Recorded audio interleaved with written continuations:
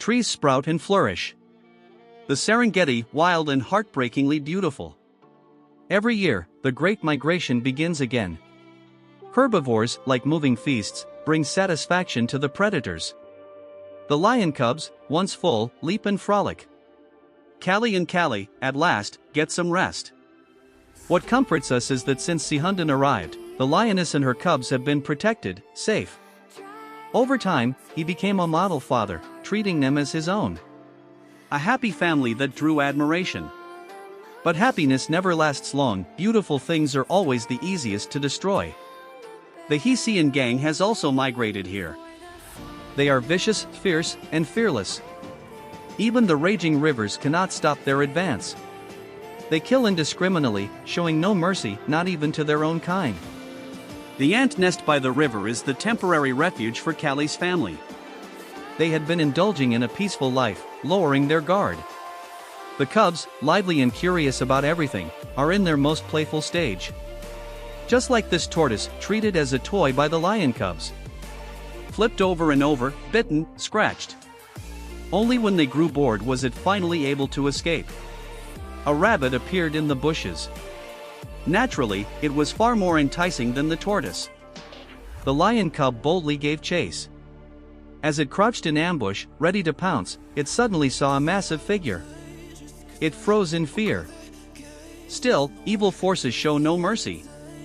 And so, tragedy unfolded. Callie heard an unfamiliar growl in the distance and sensed something was wrong. She immediately signaled a warning.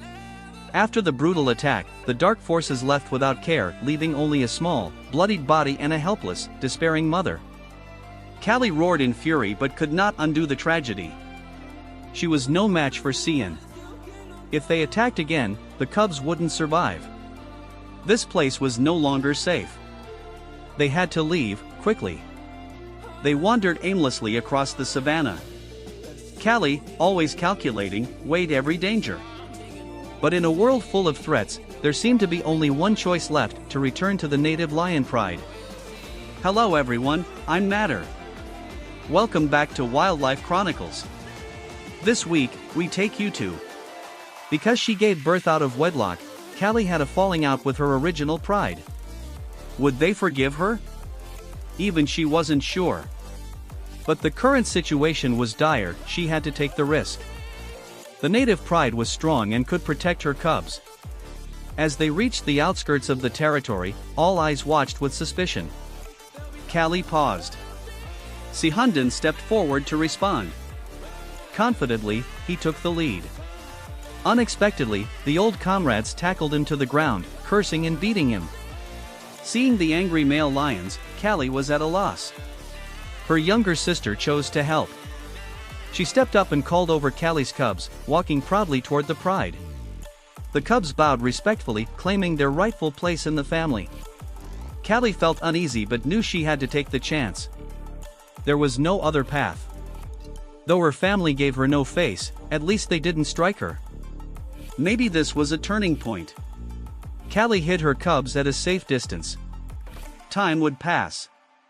With enough sincerity, acceptance would come. Temperatures rose. The rainy season ended. Water evaporated quickly, leaving only a few remaining puddles. Water, the source of life, drew animals from all around. The lion pride, waiting by the water, lazed under shade trees. Even hungry, they couldn't be bothered to move. But Callie had no such luxury. She had to care for her cubs. Being considered impure, her children were treated cruelly and unfairly. When her cub was bullied, she stayed calm. This was a battle between children. Adults interfering could make things worse. The best approach was to keep them apart. As the pride awakened, Callie knew it was time to prove herself. She would hunt before everyone's eyes, show that she was strong enough to feed her family. Zebras and antelopes surrounded the waterhole. There was no need for ambush, charging straight in would do. The prey scattered in fear, dust clouds rising. Callie dashed in, chasing down an antelope. In just over 10 minutes, she brought it down with power and pride. She thought she had the upper hand until the herd suddenly turned back. Luckily, she ran fast. Otherwise, she would have been trampled to death. Callie returned, defeated. Everyone stared at her with contempt. Some even cursed her.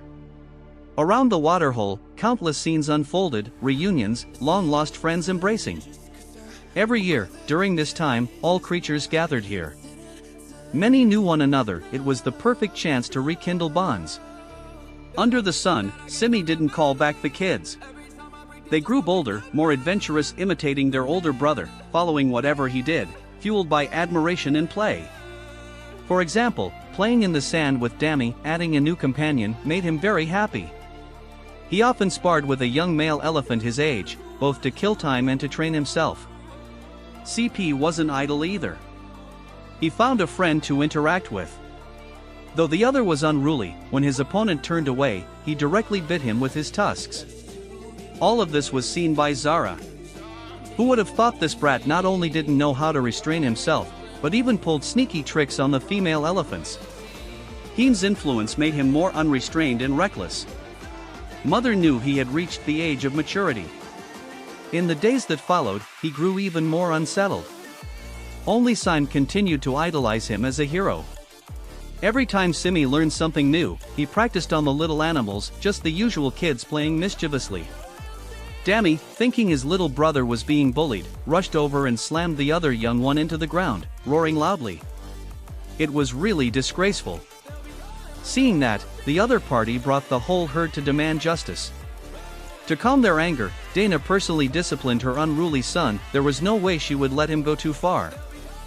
He was now an adult. He had to go out, be independent, roam the wilds, and strive to become the next chieftain. But his behavior disappointed everyone. He left the family, never to return. It wasn't that his mother was heartless, but it was his destiny. Being exiled from the herd left Dami feeling lost and disappointed. The sunset spread across the green savanna. Only when night completely swallowed the land did he begin to feel a deep, overwhelming fear. For the first time, he yearned for the eerie howls of hyenas, the low growls of lions, and all the strange cries that sounded like ghosts weeping and wolves howling, blending into a night symphony. Finally, Dami couldn't take it anymore. He tried to bolt out of the forest, only to suddenly discover the corpse of an elephant. For the first time, he realized how close death was. Confusion, sorrow, and fear stabbed his small heart like 3 sharp needles.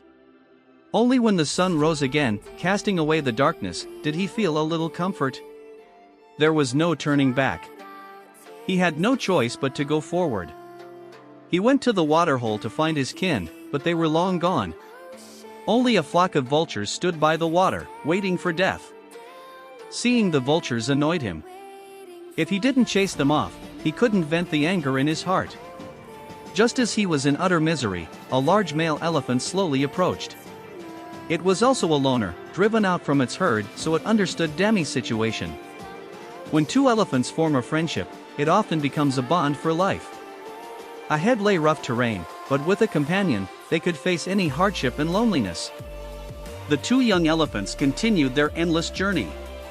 Time passed quickly, and they kept growing. One day, they encountered a group with similar backgrounds, outcast elephants, roaming the land. If Dami and his friend wanted to join, they first had to pass a strength test. Power determined your rank in the herd. Newcomers were at the bottom unless they could prove themselves in battle.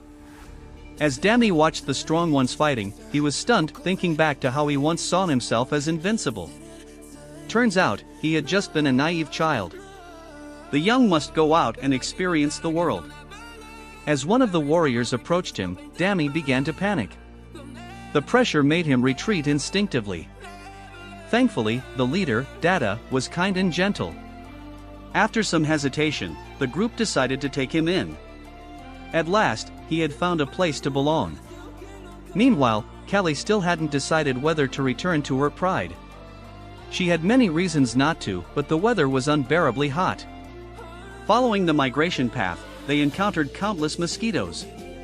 The lions were swarmed, couldn't eat or sleep in peace. In desperation, they climbed the trees to escape.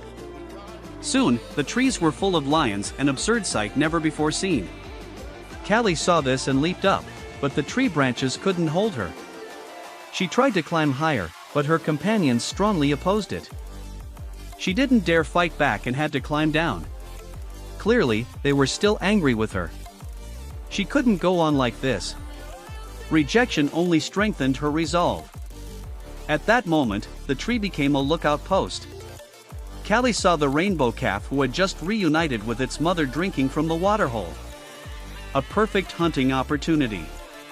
She locked eyes on the calf and dashed forward without hesitation. The herd panicked and scattered. There were too many prey spinning before her eyes. She had to adapt and change targets on the fly. The rainbow